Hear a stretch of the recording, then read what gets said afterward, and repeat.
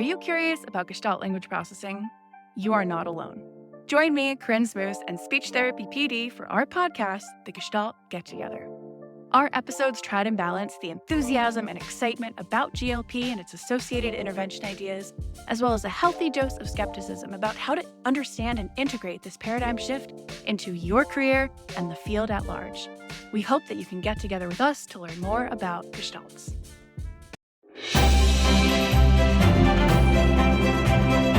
Welcome to Brainstorms, Functional Neuro Rehab for SLPs, presented by SpeechTherapyPD.com. This podcast is designed for the adult medical speech-language pathologist.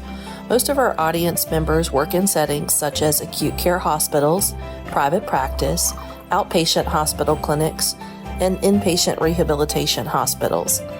Each episode has an accompanying audio course on SpeechTherapyPD.com and is available for 0.1 ASHA CEUs.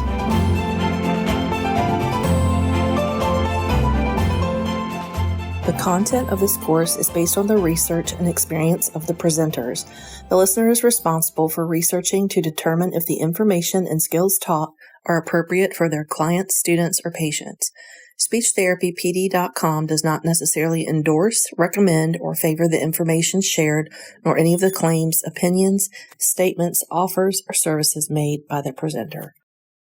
Hello and welcome everyone. My name is Renee Garrett and I am your SpeechTherapyPD.com podcast host for Brainstorms, Functional Neuro Rehab for SLPs. Before we get started, we have a few items to alert you to. Each episode is 60 minutes and will be offered for 0.1 ASHA CEUs. Here are the financial and non-financial disclosures. Jerrold Jackson is the CEO and Director of Specialized Supports with the Roundtree Group, PLLC. The Roundtree Group hires, supervises, and professionally develops SLPAs and SLP mentors and supervisors. Jerrold also receives financial compensation for this presentation from SpeechTherapyPD.com. His non-financial disclosure is that Jerrold Jackson is an active professional volunteer with the American Speech Language Hearing Association and the National Black Association for Speech Language Hearing in Basel. These experiences have influenced personal, professional perspectives on advocacy, volunteerism, and knowledge about the scope of practice for speech-language pathology assistants. My financial disclosure is that I am a paid employee for a private consulting firm in the Commonwealth of Virginia. I'm also adjunct faculty for both James Madison University and Old Dominion University. I do, as the host of this podcast and host of other webinars on SpeechTherapyPD.com, receive financial reimbursement. My non-financial disclosure is that I am the secretary for the Communication Disorders Foundation of Virginia. So without further ado, we welcome our guest, Jerrold Jackson, MA, CCC-SLP, who is the CEO of the Roundtree Group, PLLC, and an advocate for culturally responsive practices with a range of professional experiences, including consulting, previously holding roles as an assistive technologist, special education director, and graduate program coordinator. He received a bachelor's from Southern University and A&M College and HBCU, and a master's from Western Michigan University, both degrees in speech-language hearing sciences. Mr. Jackson has presented nationally by invitation on topics related to supervision, mentorship, interprofessional education and collaboration, school-based supports, and culturally responsive practices. He also continues to support the professional development of future speech-language hearing scientists as adjunct faculty at 3 institutions across the country.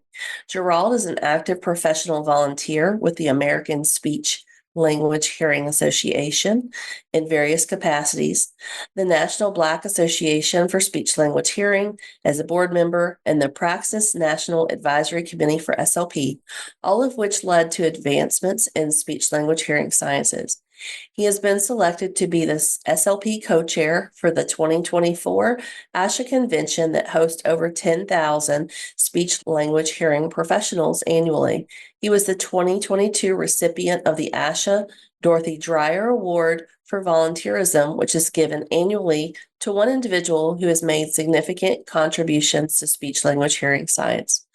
In 2021, Jerrold was honored by the Southern University Alumni Federation by becoming a member of the 40 Under 40 Cohort 3, which recognizes graduates who have made significant contributions to their professional disciplines, local communities, and or the preservation of Southern University. Jerrold is involved within his community, particularly of note with student engagement activities of the SU Alumni Central Texas chapter. Welcome, Jerrold. Goodness Well, sakes. Thank you thank for you so being here. much. Woo, I that didn't think bio got me weak. that, yeah, I was about to say that made me a little energized, but also tired. And I tell people all the time that I recognize when things like this happen and we're engaging in conversations that, man, there's a lot that goes on. And when people tell me all the time, it's like, you do so much, you do so much. And I don't think about it that way. And I promise people that I have a good work life, healthy balance, and I sleep. And when I sleep, I actually dream. So I do rest. But it is funny, sometimes listening to some of the things like, wow, when did I have time to do that? And we just kind of move along. So I'm glad to be here. Anyway, thank you so much for that introduction. Yeah, no, I'm glad to have you. I feel the same way. I heard someone read at our state conference about me and I was like, I promise. Like I don't just do this. Like I Right. sleep and I eat and I breathe and all the things, but it Do a is. lot of stuff. Yeah, Yeah. absolutely.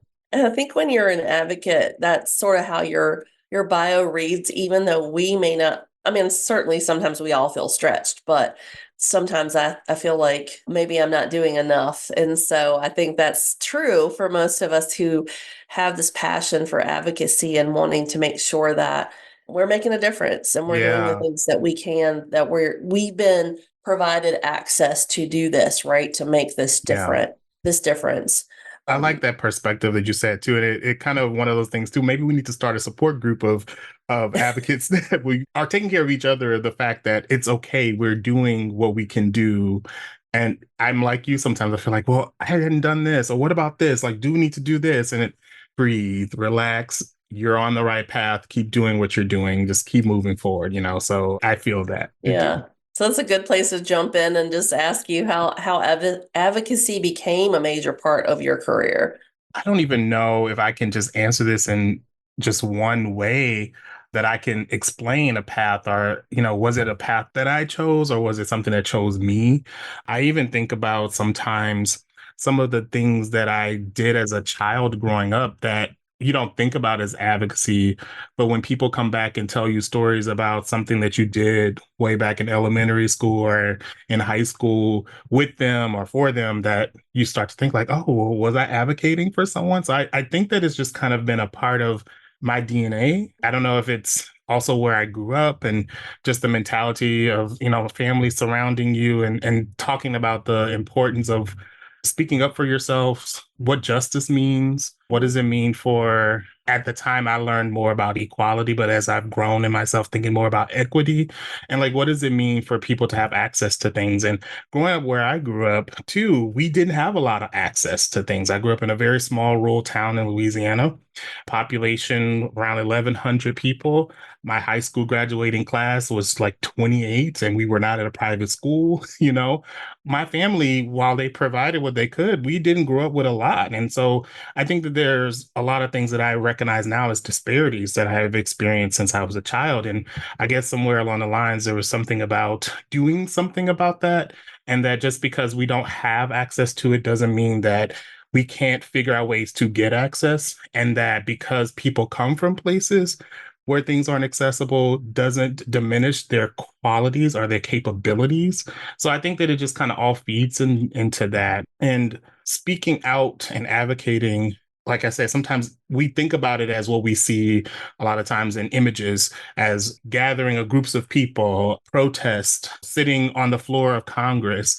And we think like that's how we advocate. But there's so many other ways that advocacy takes place and that one person truly can do, say, write something that can affect change in different ways. And so I had to start defining what advocacy are redefining what it looked like for me. Because as people would say, you're doing this, you're doing that, and you're such an advocate. And I was like, no, all I'm doing is saying we need this. All I'm doing is asking people questions. Have you considered this? All I'm doing is writing guidelines that speak to this is what practice looks like. And I had to start to realize if those things are making changes, if they're moving things forward, if they're shifting atmospheres and moving needles, that's a form of advocacy. And that people do it in different ways and they don't think about how they call it that. So I think it's just been threaded throughout my life and just kind of blossoms in different ways at different times. See, this is why I think we met, because I grew up in a town where most everybody worked at the shipyard. So some really great things about that was that our community was diverse when communities were not necessarily diverse in Virginia. And so I grew up with lots of kids from different backgrounds, but we had that common thread of our parents worked at the same place and had similar living situations, similar incomes, what have you. It wasn't anything extravagant by any means. But much like you said, I resonate with that whole, like, always as a kid wanting to make sure people were taken care of. And, I didn't think of it as advocacy either. Right. I just knew that I wanted to make the world a better place at some day. Like, that was always my dream as a kid, is I want to make sure that I do something great for someone else. And I think that's how you start as an advocate. I didn't come from a family who, were educated as far as college degrees. Yeah. No one had, I'm first generation for Okay. that. And no one had a master's degree. Like my Yeah. aunt got her master's in her late 40s. So that was not my career avenue either. So I think when you have that in tune in your personality and you have mentors when you're younger, like you mentioned, elementary school, and I always had someone who, let's run for SCA president, student council, Yeah, let's or do this. Let's do a or campaign on this. And it's like, okay, that sounds we'll make fun. your Yeah. own buttons. I'll be the secretary. It's cool. So I think that's, for a lot of us, I think that's how it started, was we had someone who was probably saw a leadership skill Yeah, or an advocacy absolutely. personality skill. It translates, because I just went for my annual physical. My doctor likes to say mature, not age. As we mature, we kind of have these opportunities that present themselves. And I'm sure you would probably say the same thing, as I've had some opportunities pop up that I'm like, there is no way. What? I don't even question it anymore. Kind of to your point about the mentor piece, while we do grow up in community, mentoring has been why I'm here today. People who, like you said, saw something, who had a word, or who figured something out about you that you didn't know about yourself, and they kind of pushed you along. And I've had people that I can look back on my path, on my journey as I trace through my life. There was someone at each milestone that was just there to just kind of do something extra, or saw something in me, and kind of to your point about the opportunities, things that I wasn't looking for or that I searched for, right? And so I stopped questioning it now. And now I respect the fact that on my journey, there are people, there are places, there are words, and there are whispers. And I respect the whispers. So if I hear it and I don't understand where it comes from, I'm taking that very seriously as something that I need to pay attention to, follow up with, even if it ends at something that I'm not fully involved in.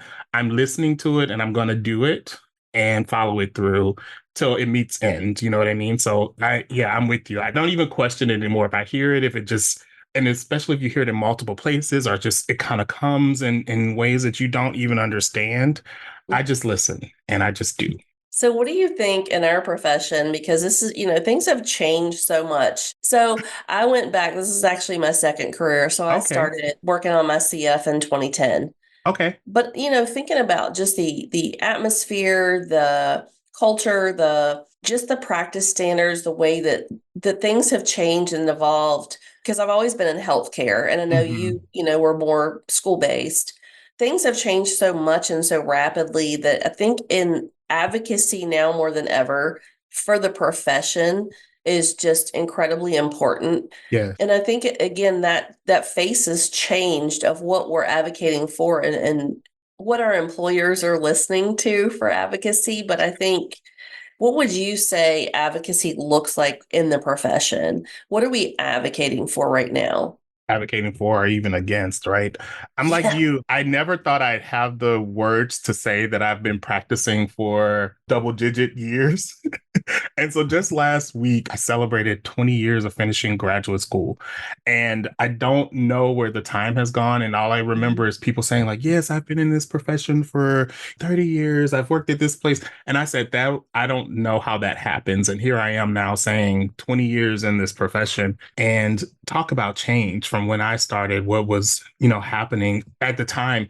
We even had different standards that we graduated with at the time that weren't the general 400 hours, the big nine, that kind of thing wasn't there. We were changing to that.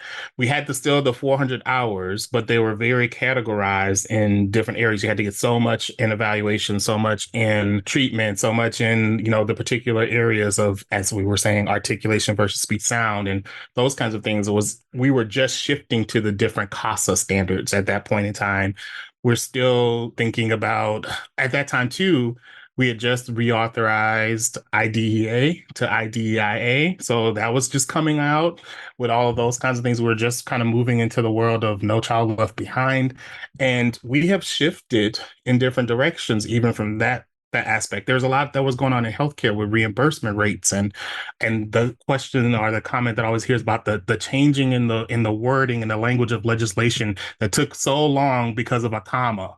That kind of conversation that's happened in our professional world. And I see us at the point now where 20 years for me in the profession, but now going into 100 years of a recognized association, that the landscape in some ways changed dramatically, but in some instances, some things have not changed enough. And so I Mm-hmm. think what we're seeing a lot of advocacy for now, from my perspective, is surrounding social justice, equity, access, right?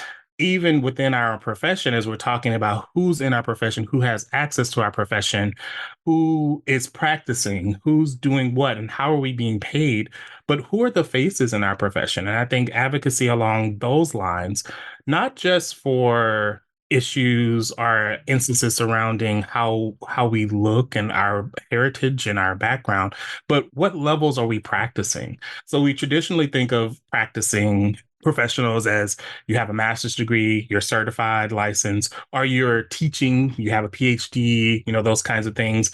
For years, we've had this other part of our profession in various iterations of assistants that have carried us through this profession, bachelor's level, now more associate's level, but we're still in this phase of like trying to understand where they fit and should they Mm-hmm. fit. And to me, it's not a question. It's making sure that we understand how they are a part of our profession and add to our professional growth and our professional leveling. There are just a lot of things that we're talking about. We're constantly talking about reimbursement rates and pay and pay equity. Those kinds of things are things we're continuing to advocate for. And I think we're moving to a state of really having better recognition of our profession across states with the interstate compact coming up. We're looking at how do we move about and are more mobile so that we can get access to folks who don't have access to our services.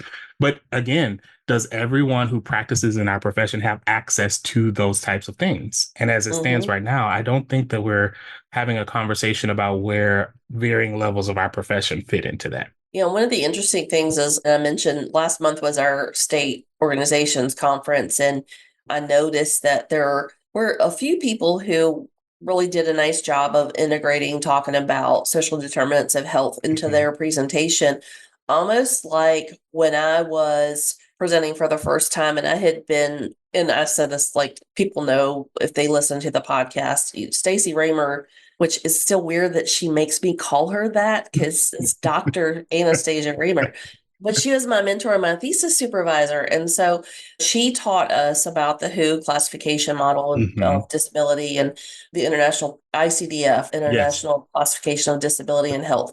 That was the framework that I learned how to write presentations Mhm. and things like that. And so now to see people that are also incorporating social determinants of health in their Yes. presentations and really addressing health literacy and what that looks like in various communities.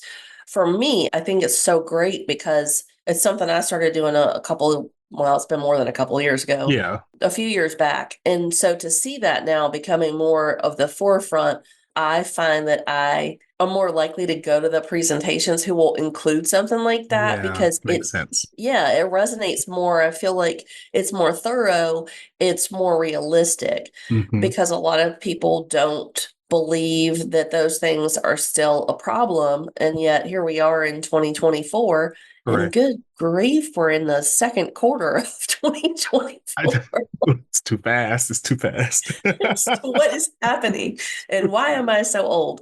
But anyway, it's really important to acknowledge all that. But then looking at how PT and OT have had codas and PTAs Yes. for many, many years, and their requirements have been in place for their educational standards. Hmm.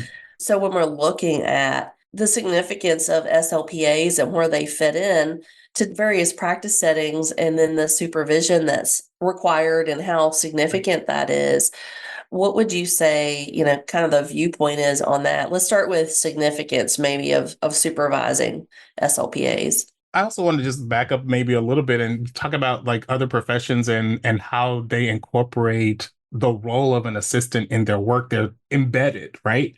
And for Mm-hmm. us, it's seemingly always this extra thing we have to do.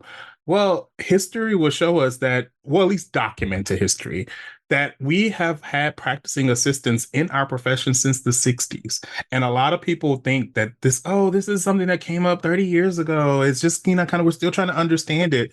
There have been practicing assistants in our profession documented since the 60s, moving forward through a lot of changes in time. And so the significance for me is to recognize that this is a part of our profession that has been here and needs to stay here.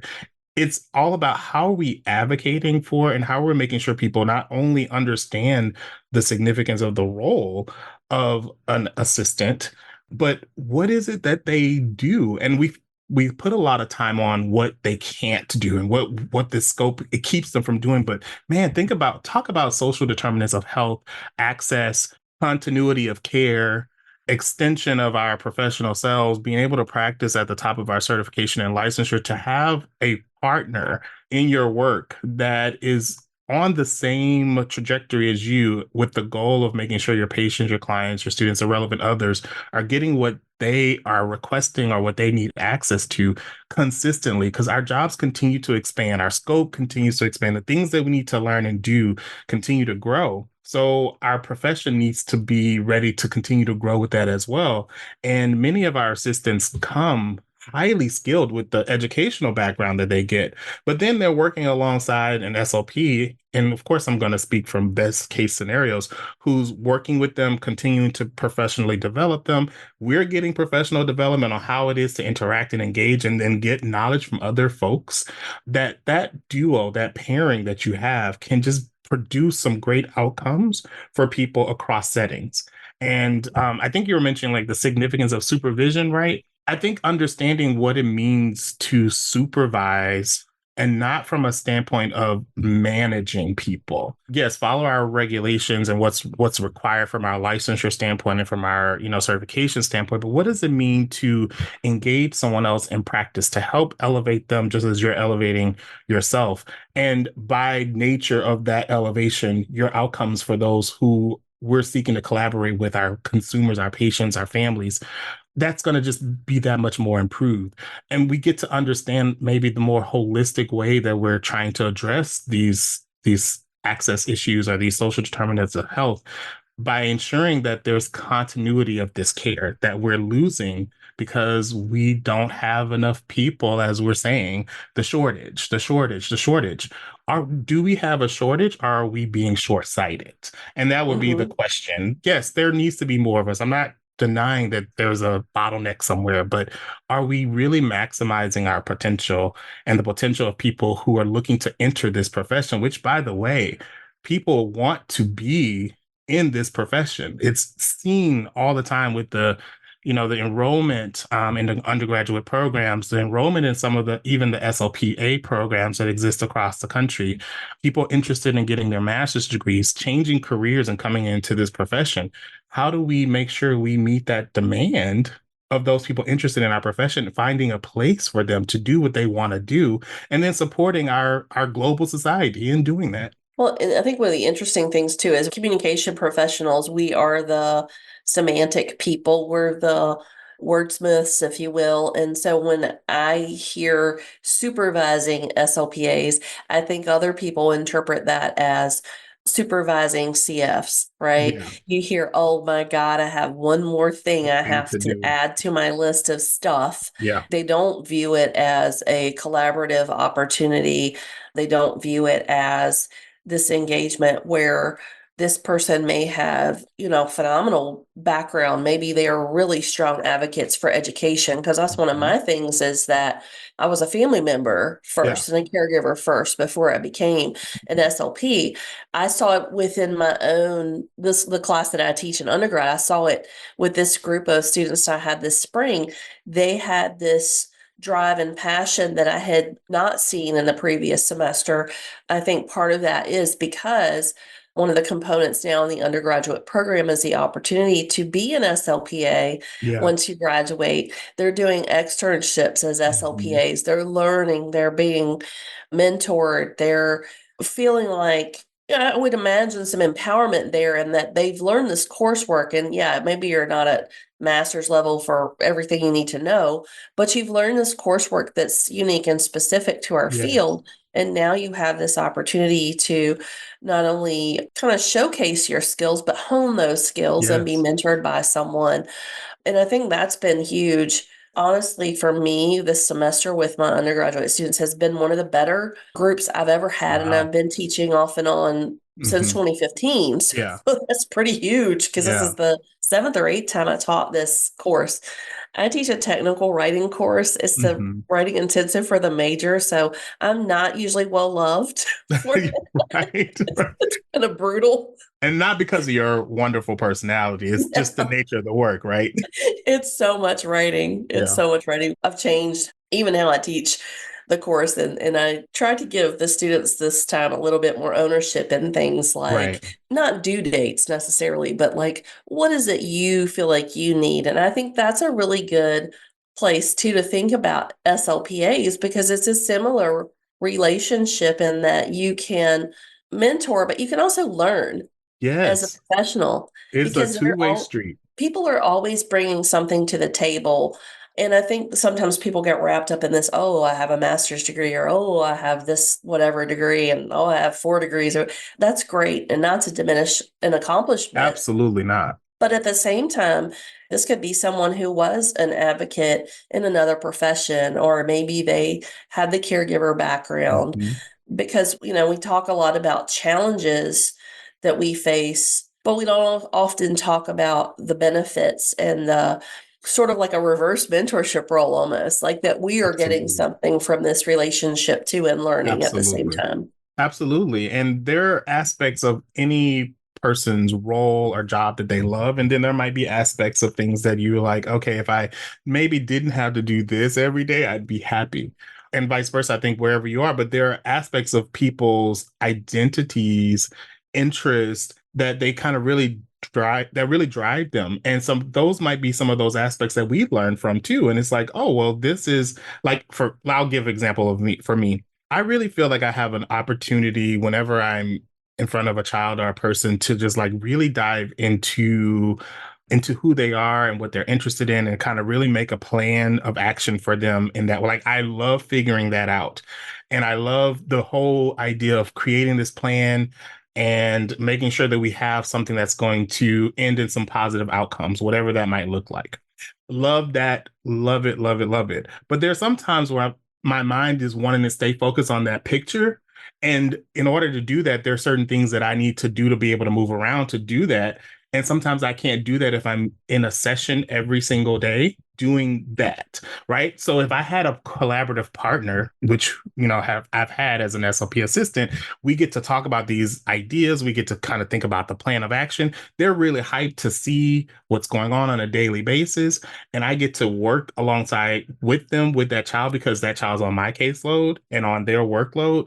And they get to do the day to day. We get to talk about that. I get to see those results that we're talking about. At the same time, I get to make sure that that child's documentation is up to date. I get to make sure that we're meeting with the teachers. I get to make sure that we're having conversations with the family members. Or if there's something that's happening around even what our profession is needing to do, I can make sure that I'm on top of that while my assistant is doing the thing that they love to do on a daily basis. And we get to just come back together and have these conversations around it. And I think there are different dynamics that might exist in that way. But I think that that pairing and that ideology coming together, like what is it that you really want to get out of this experience? Here's what I'm really wanting to get out of this experience. What skills have you, found that are strengths for you? And what areas would you like me to support you in? And here's what I've, been having some difficulty with, but this is what I've been doing really well. And just having those back and forth conversations allow for a really good mix. And it's like you said, a lot of times we think that it has to be this, I'm your supervisor and you have to listen and you're executing my plan, but it's really a conversation and a collaboration that happens in the best possibilities. And the strengths and the goals that you have together that you devise, and you understand what the expectations are and what we're here to do. And I think if we thought about it more along those lines of those collaborative opportunities and less about something I have to do because we have the work that we need to do anyway, why not do it in a more collaborative space? And not worry so much about, oh, this person has to meet this and they have to meet that. If we're in an environment that's conducive for us to be our best selves, the things is going to happen. People are just naturally wanting to do the right thing in most cases. And so we just have to facilitate an environment that allows for that to happen. So throwing away all of these things about, making ideals about what someone has to do and what they have to be, and really thinking about what are they bringing to the table? What is it that we can do to grow this individual and ourselves? And then how do we put that into practice? Is really the idea of even culturally responsive practices, is how we take all these aspects of people and their ideas and where they come from, and we put that into practice. And I think it's the same as we're being culturally responsive to our colleagues. And so if we are going into it with that mindset, we spend less time worrying about these little nitty gritty kind of ideals that are already written in the language. Like, we have our licensure laws, we have our certification requirements, we know what those are. So we can always refer to that. But that human connection and the humanness of what we do is what we lose when we focus only on those aspects.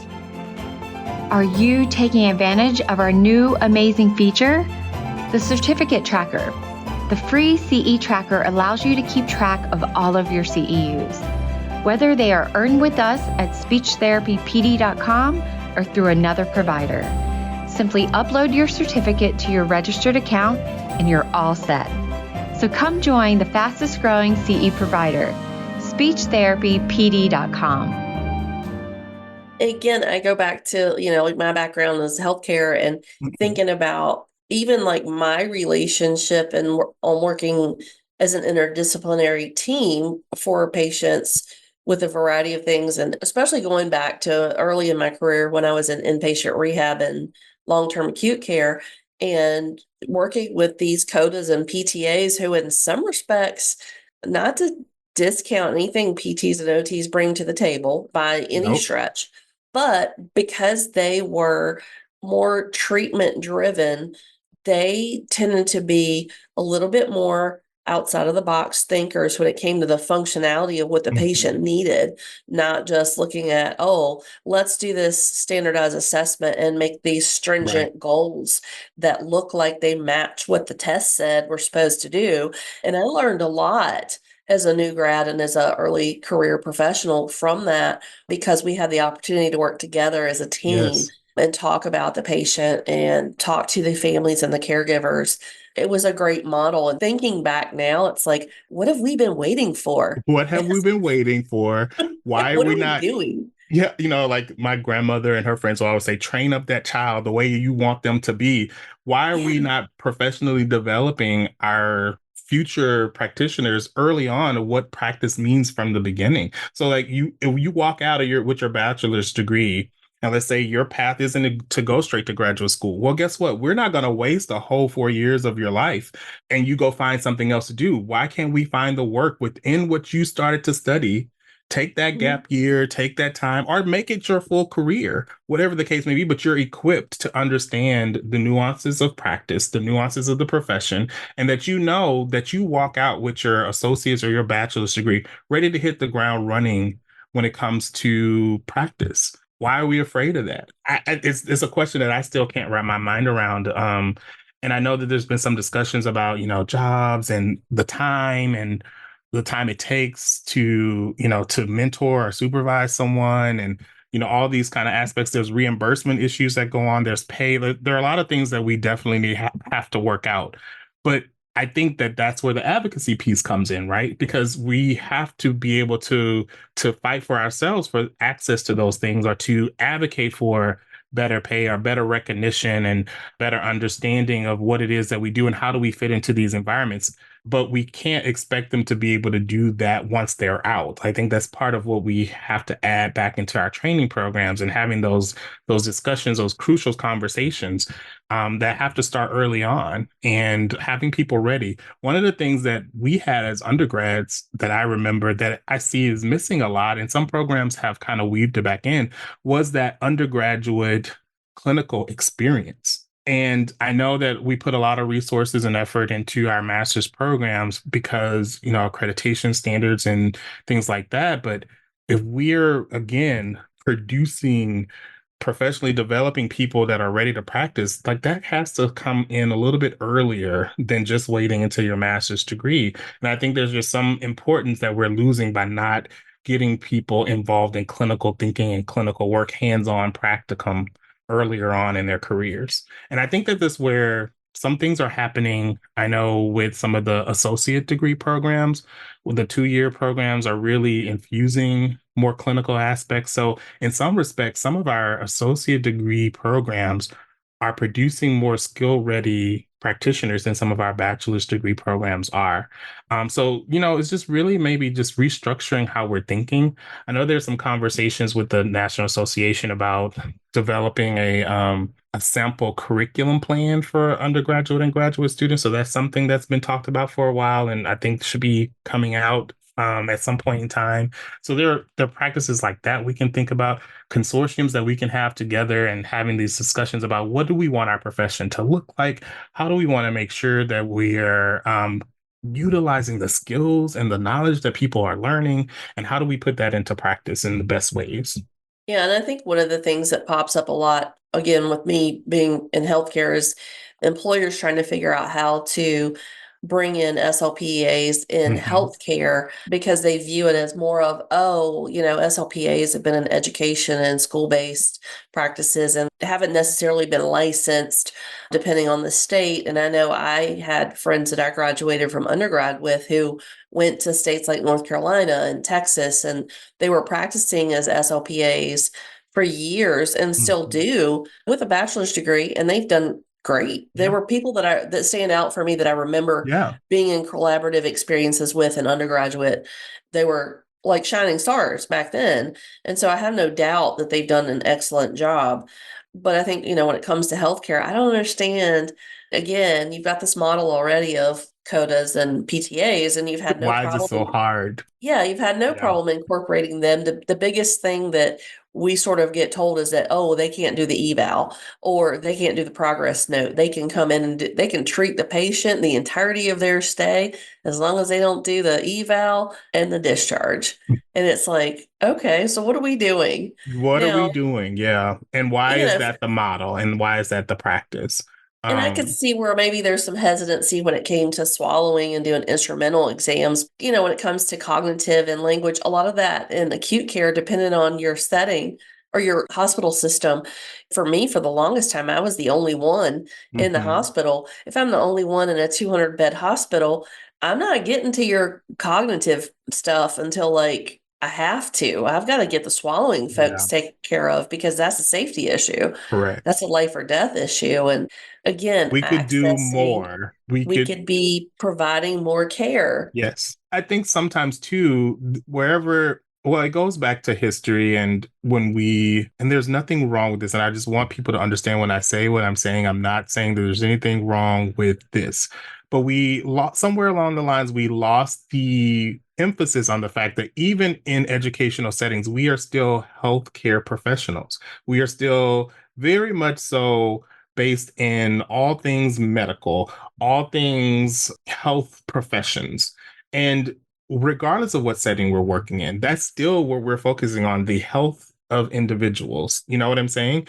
And Mhm. so, yes, so we have school-based settings, but guess what? When those folks go through a traumatic situation, they have some medical incident, they go through the medical process, they're discharged.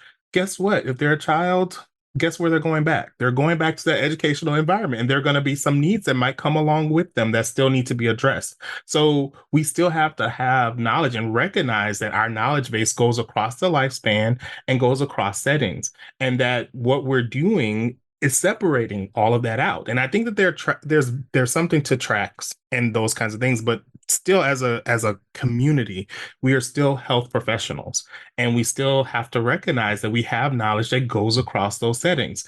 And like you're saying, why is it that we can so readily accept a PT and OT assistant in these spaces and not an SLP assistant? Is it because we've boxed ourselves in because we had so much supervision, we have to hover over it, and we've been afraid to let go of some of those aspects that we hold true to as master degree evaluators or practitioners?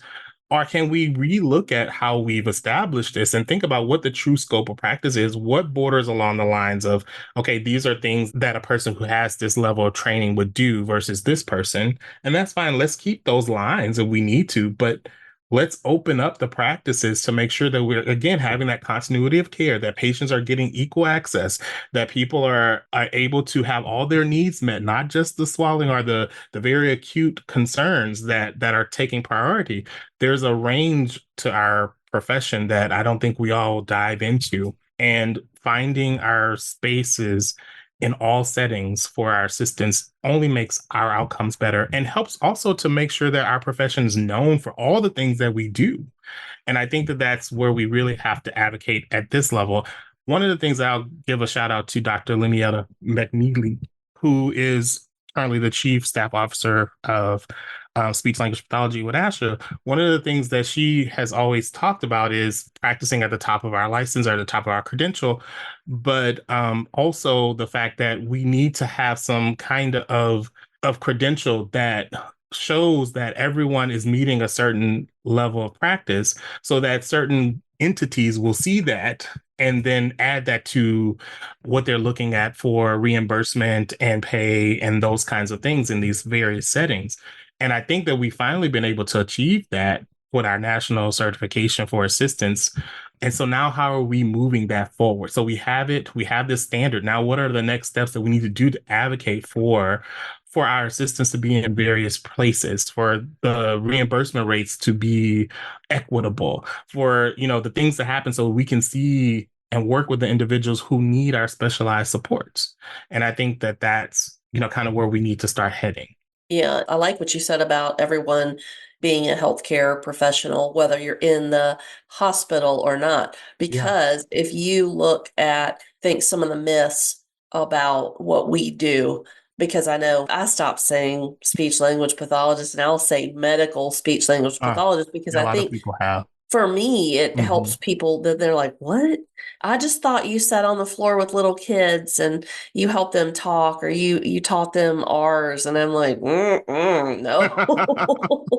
But, when you're thinking about things like autism and cerebral palsy and other medical pieces, like I have a patient right now that's 27 and he has moderate intellectual disabilities. He's got a seizure disorder. He's Mhm. got some other medical challenges, and all of those pieces are interwoven into who he is, and it Yeah. impacts his care constantly and always has. I wanted to bring that up because of what you said, Yeah. because people make these assumptions about, oh, school-based, they don't have to know Yes. anything about the disorders or things that people come in kids, high schoolers, whatever the age group is, Exactly. even looking at the kids who are transitioning, young adults transitioning Hmm. out of the education system when Correct. they get to 2022, people don't know that their parents, if they have parents, actually have to go get legal guardianship.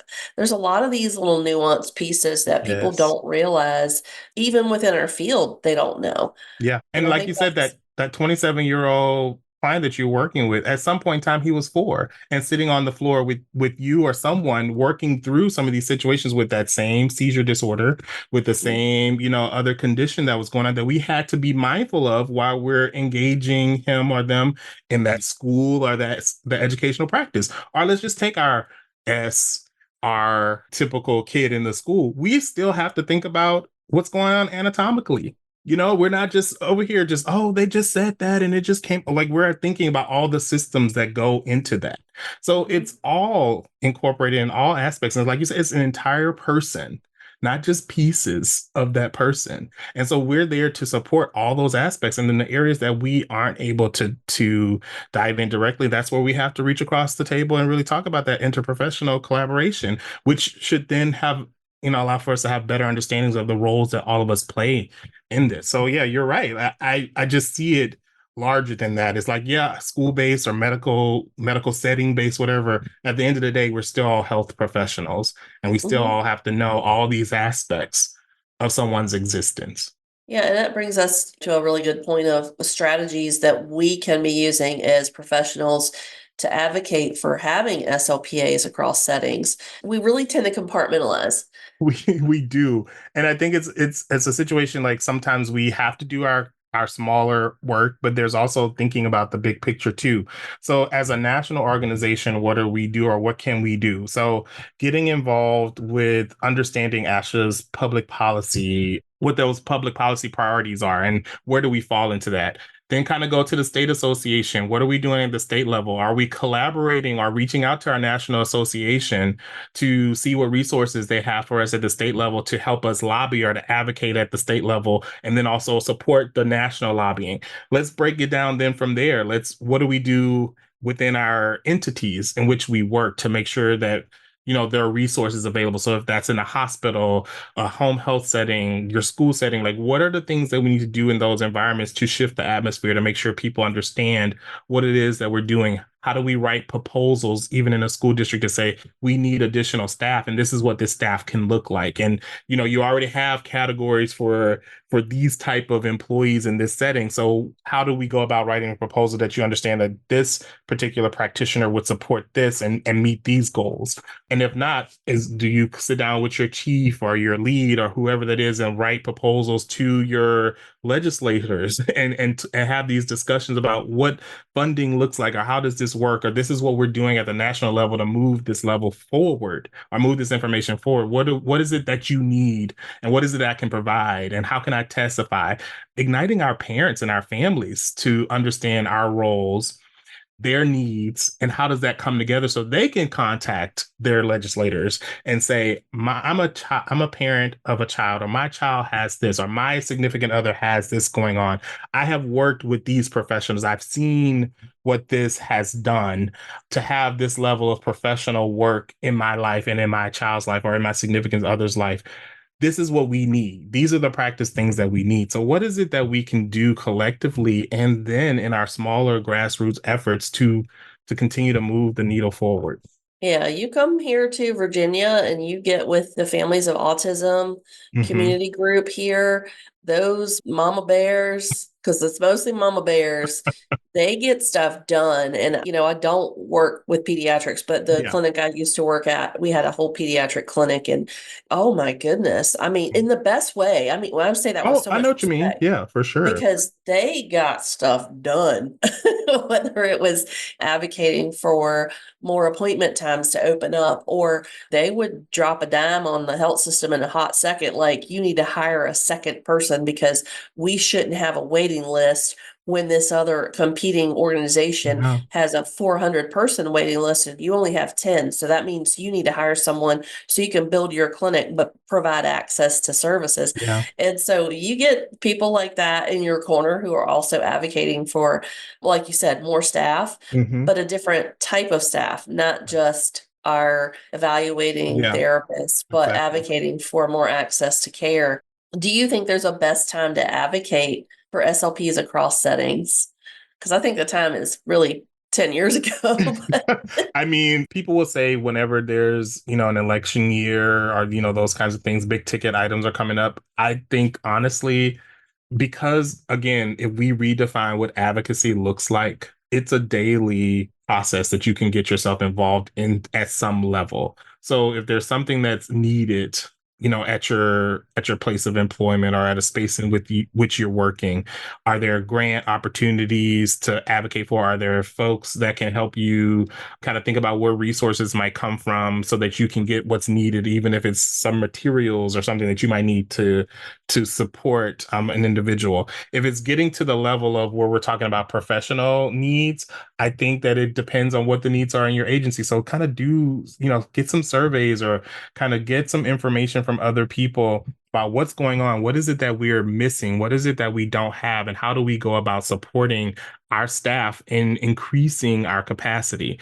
And then again, I think as you move up the levels, you might find different aspects of what you can do in those spaces. So if that's writing to Congress, if it's actually going to testify, if it's becoming a member of a state association that you're not a part of and joining in on the government affairs kinds of information, if it's doing national work at the convent at our with our association, being on a committee or maybe even micro volunteerism opportunities that exist, joining with other groups, multicultural constituency groups out there that align with your ideas and your values. The National Black Association is one. There are other organizations out there in our profession that we can align ourselves with that people have the resources and they need the bodies to kind of move some of the information forward. So I think truly it's a daily thing that we can find ourselves involved in. I think the best time to get involved is when you see the need to get involved, honestly. Yeah, and I think for most people, they have something that clicks. Yeah. For me, it was being asked to be the secretary of a state association Mm-hmm. way back when. And I was like, what do you want me for? How am I going to do that? Oh, I just have to take the minutes of the meeting and write them? Okay, I can do that. Anybody can do that. There's been other things that have popped up that are, like you mentioned, different organizations. There's disease specific Yes. organizations like American Frontotemporal Mm-hmm. Society. There's cerebral palsy Yep. organizations, Parkinson's Yes. organizations, Down syndrome. I know in our local community, we have there's a huge couple of events. One is Down Syndrome Association walk every year. Yeah. And then the Special Olympics. And I think they partner with Down syndrome for the polar plunge. Now, I'm going to be honest with you. I'm probably not going to do that. You're not going to do the polar plunge, you sure? I don't like being cold in the Virginia Beach in But you would support February. them, but you're not going to plunge, right? You're just going to be out Yeah, there. Go, go, go. I'm not going to plunge. I can't remember if it was this year or last year. It wound up being like some random 80-degree day, but the ocean temp was like Was 50. like 40, yeah. Reminds me of those days living in Michigan where, it's beautiful outside, but the lake was still just too chilly for my taste. But, it's something you said about activating people. Like someone reached out to you and said, hey, have you thought about being secretary of the state association? That's another way that advocacy happens. Tapping your neighbor and just saying, hey, you mentioned something in a meeting that was really profound. Have you ever thought about like saying that to this person? Or have you ever thought about doing this? And sometimes people don't realize, which is like we talked about with mentors, right? They don't realize what they have the capability of doing because they're not seeing themselves in that way. But like a simple comment or a simple like invitation to a space can make a world of difference for that person. So like I said, advocacy, we're ready to go at any point in time we need to. So there's no, I'd say one best time, but like bringing other people into these conversations and into these spaces, there's power in numbers. One person can make a difference. Multiple people can make differences. You know what I mean? And so I think there are just a lot of things that we have yet to do, yet to uncover. But I'm really excited about the potential, like just with people being ignited the way that they have been across a number of issues in our profession, but just globally, I'm really excited to see what changes will happen in our future. Yeah, I am too, especially because again, like this semester just like gave me life back really because Yeah. after last semester I was like, I don't know if I want to do this teaching gig anymore.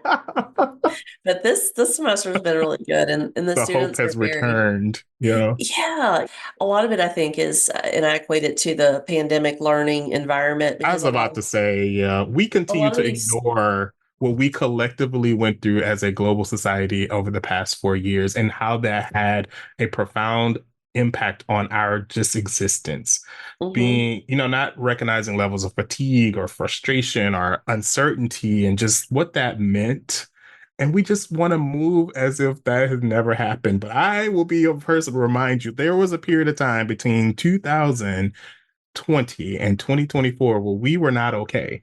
And yeah, I think we're climbing out now and seeing like, okay, I think, we can move, but there's so many other things that are moving around that make us hyper aware. But you're right, that pandemic piece is huge and we cannot forget that and what it has done to us yeah. collectively and individually. Well, and I think for those young students, they're adults, but they're young. They were coming out of high school, Yeah. going into college, and everything being virtual and not having Yes. social interaction, not having classroom interaction. And it's a completely different environment. And so I tried to give them grace in that Mhm. respect and think of that. But man, it was a little tough. It It's was a tough. little tough. It It's was a little tough. definitely tough. This time it's been a little bit different. This seemed to be still a lot of anxiety that I see in the students, but less confrontationalism, maybe Mm, is the best way. But they still, quite a few of them are quite anxious about a lot of yeah. things, and understandably so, because it changed, I think, Yeah. everyone. We have to be mindful of that with ourselves and how we enter those spaces and then how we also receive information from them as well. And just again, remembering we're in the business of developing people. So what do we need to do to help develop ourselves to better help develop them too? Like taking care of ourselves in that way too. So but you sound like you're on that path of realizing like, yeah, the sun is shining almost to its fullest again. Yeah, it's a good space. Yeah. So, as we're wrapping up, because I don't see any questions yet. So if you Okay. have questions, make sure you ask because I'm going to ask a big question right now to Jerrold. Uh-oh. What would you say keeps you motivated to continue practicing as an SLP after you said a 5+ years? I'm kidding. Yes. After 5+ years times four.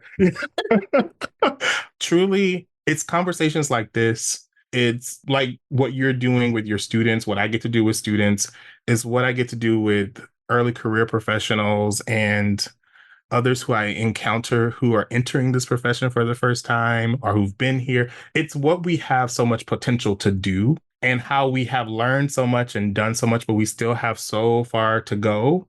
I think that those possibilities just kind of keep me really excited and really motivated to just continue to do whatever it is that I've been doing.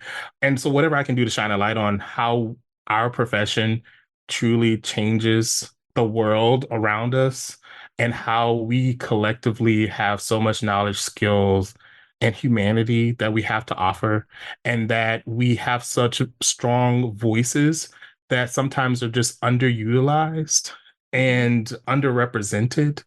So I'm just excited to continue to move the needle forward when it comes to equity, justice, access, and advocacy, and really like moving to elevate all of those aspects of our profession from whatever way that I still have the ability to do it, from whatever corner that I'm standing in. So I think that's kind of what it is. I don't think there's just one thing. And there have been times when I wondered, has this been the right career for me? Should I have found something else? But every time I question that, there's some situation or some scenario I'm presented with that reminds me that you're doing exactly what you're supposed to be doing. So again, I just listen to the whispers and I just keep moving forward. I love that. I needed to hear that again. Yeah, I've had a couple of years of pretty dramatic change Hmm. from leaving the healthcare system after that long and Yeah. moving into outpatient and then leaving outpatient and going into working for a private Yeah. consultations. It's been a lot of change. Yeah. And for those of us who might be slightly type A plus plus, That sometimes is tough because It's change is tough. not easy for a lot of us, who, especially when you're, I don't want to say comfortable. Well, maybe comfortable when you've been in the same space for a long time and you can almost autopilot some days. Yeah, and I don't think there's anything wrong with that. And I think it comes with experience, right? And that's what we're excited about, seeing other people growing in the field to get comfortable in those spaces to where, because when you're able to do certain things on autopilot, that means that your brain is ripe to do something that you haven't been able to do before, or to learn some new skill, or to just stretch yourself. So I think that there's something beautiful about having that ease. Like, I know I can skate through today because, sometimes we just need an easy day, and I can skate through. I know my patients, I know their history. I can do this work without question. And then tomorrow I'm going to get this new challenge. And man, I'm so glad I had Monday. You know what I mean? So I don't think there's anything wrong with being comfortable. I think what's wrong is if we just sit in that. I Mhm. think that's where we kind of start losing pieces of ourselves. So So we do yeah, have a couple of I comments. see. Yeah, some things are coming through. Yeah, so Cynthia said, I'm recently retired, but look forward to speaking to groups of seniors and or parents how to advocate for themselves and their children in the area of communication difficulties. Yeah, for sure. Love it. I've recently She's been recently asked been to speak asked. on my experience with patients with Parkinson's. Yeah, Love good it. work, Cynthia. That's Yeah. awesome. And then, I think yeah. it's Madeline said that it's familiar and somewhat comfortable. And I don't think there's, again, nothing wrong. There's nothing wrong with that. Nothing's wrong with being familiar, having familiar spaces and comfortable practices. But that also just gives you opportunity to kind of grow in some skills maybe you weren't so comfortable in, or, those kinds Mhm. of things, and kind of pushing yourself. That stretch. And I always Yeah, say, that if stretch. because I had people say before that sometimes I'll teach on heavy topics or things like that. And I'll say, well, heavy sometimes pushes you out of your comfort zone, which for me Mhm. makes me want to learn more about it. Yeah. So don't Yeah. be afraid of that and Yes. embracing that, because it may be a learning opportunity that you Yeah. weren't looking for, but it's looking for you. It is looking for you, and it will find you. You keep running. It's gonna You can't find hide. you. It's gonna find you. Well, Jerrold, thank you so much for joining us. I really appreciate you so much. You're doing great work. It's been my pleasure to listen to you talk about these things that you're so passionate about. And thank you on a personal level for being the co-chair for the convention. I know I can't even imagine how much work that is, but it's necessary. And I think you are doing a fantastic job. And so just thank you for Well, that. thank you. I appreciate being here. Thank you for this opportunity to chat with everyone. And I hope that if nothing else comes from this, that people just think about defining advocacy for themselves and what they can do to move the needle in their environment and shift the atmosphere where they are. And if that is at the level of wanting to join something like the convention committee, we invite you to think about that and be a part of that. Or if it's your state association, if it's any of the multicultural constituency groups, or like you said, those local community advocacy groups, just, do what you can to move the needle and excite someone else about it too. Because the only way we're going to get through this life is locking arms and moving forward together. It's just really important that we hear each other out and offer that empathy, that respect, and that cultural mindset that we're living in a global society. So thank you so much for having me. If you have indicated that you are part of the ASHA registry and entered both your ASHA number and a complete address in your account profile prior to the course completion, we will submit earned CEUs to ASHA. Please allow 1 to 2 months from the completion date for your CEUs to be reflected on your ASHA transcript. Each episode comes with an accompanying audio course on speechtherapypd.com, available for a 0.1 ASHA CEU. And just for our listeners, get $20 off any subscription with promo code BRAINSTORMS20. SpeechTherapyPD.com is run by SLPs for SLPs. We've got the largest library of ASHA CEU eligible courses out there, adding fresh content every week. Remember, use Brainstorms20 to get $20 off access to over 1,000 courses for an entire year. Head over to SpeechTherapyPD.com for more information and start earning CEs today. Thanks for tuning in to Brainstorms, Functional Neuro Rehab for SLPs. And don't forget, SpeechTherapyPD.com is your go-to for all things ASHA CEUs. Your positive reviews and support mean the world to us. We'd love for you to drop us a quick review and hit that follow button.